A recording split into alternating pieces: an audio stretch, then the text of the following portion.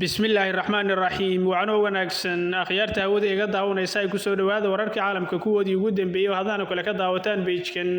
waa 15 bisha Afraad 2026 maalwaraadka intuu socnayo haduu eebayd waxaad ku maqli doontaan macluumaad ku saabsan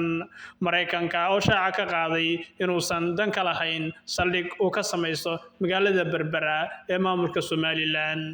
taliska ciidamada Mareykanka ee qaramada midoobay ee Africom ayaa sheegay inaysan qorsheynayn inay saldhig military oo cusub ka sameystaan geeska Afrika xitaa iyada oo maamulka Somaliland uu ugu yaboohay Washington in ay u ogolaanayaan isticmaal deked iyo garoon diyaaradeed oo istiraatiiji ah oo ku yaala magaalada Berbera ee maamulka Somaliland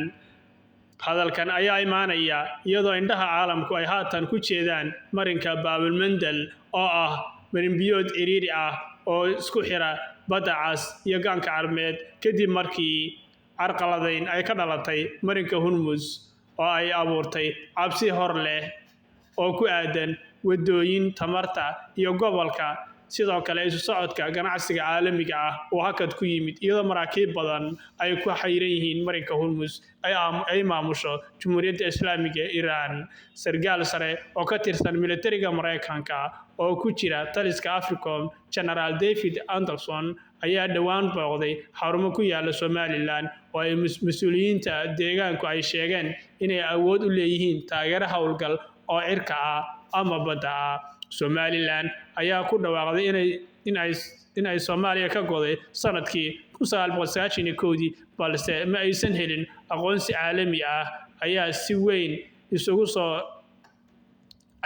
u soo bandhigtay inay tahay saaxiib amni oo suurtagal ah oo reer galbeedku ay ku yeelan karaan geeska Afrika waa sida warka loo dhigay saaxiibayaal diiradda ayaa si gaar ah loo saaray magaalada Berbera halkaas oo Somaliland ay Mareykanka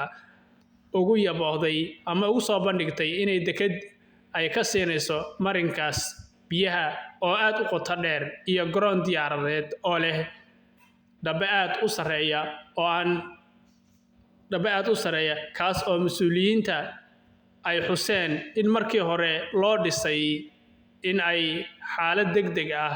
oo ay ka kacaan diyaaradaha hawada sare ee hay'adda NAS waa sida warka loo dhigay saaxiibayaal waxyaalihii dambe oo ka soo cusboonaaday xaaladaha soo cusboonaaday ee Baabilmandel muuqaalada kale aad ku daawan doontaan fadal muuqaalka leega saar oo share garay soo kale adiga maxay kula tahay marin biyoodkaas mid Mareykanka u baahan yahay oo waa caga wareejin miya dadka loo sheegayo mise uma baahna wixii fikradaada commentiga noogu reeb